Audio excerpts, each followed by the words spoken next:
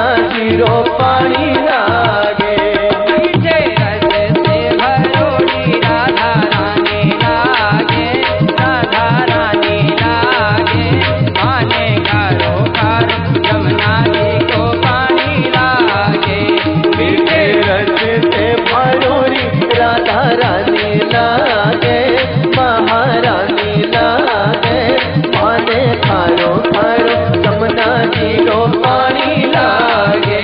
मीठे रस से भरोड़ी राधा रानी लागे, महारानी लागे।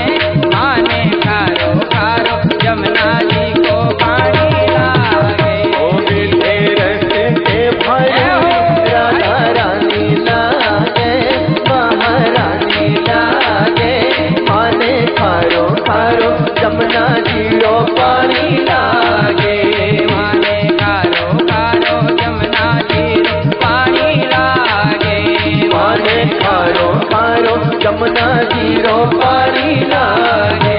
माने खारो खारो जमुना जी को पानी लागे।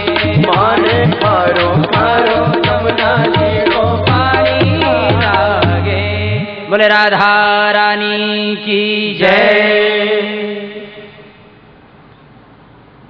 श्री सुखदेव भगवान कहते हैं, परीक्षित, मथुरा के राजा हैं श्री उग्रसेन जी महाराज।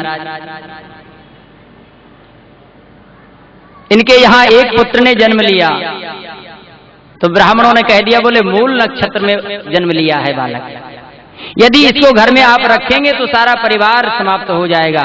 बस उग्रसेन जी महाराज ने वस्त्र आदि में लपेट करके उस बालक को यमुना जी में बहा दिया। यमुना जी में स्नान कर रहे थे महाराज सूरसेन जी महाराज, तो उस बहते हुए बालक को निकाल लिया, महल में ले आए। वह बालक श्री वसुदेव जी महाराज के साथ में धीरे धीरे बड़ा होने लगा।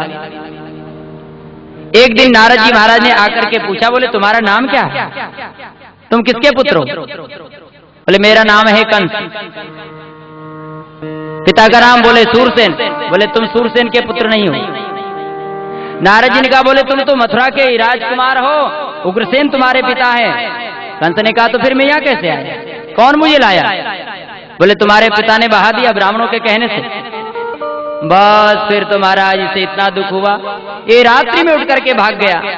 भगवान शिव की इसने आराधना किया, कई प्रकार के वरदान मांग करके ये मथुरा में आया।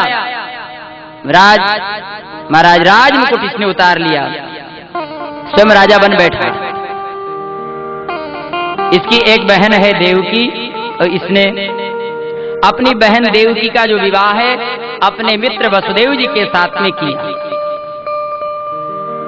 विदाई करने के लिए जब ये जा रहा था रथ में बैठ करके, तो उस समय आकाशवाणी हुई,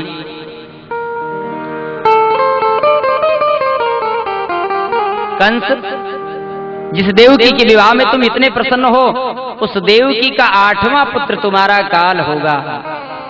बस इस आकाशवाणी को सुनकर के और कंस देवकी को मारने के लिए तैयार हो गया, तलवार निकाल लिया।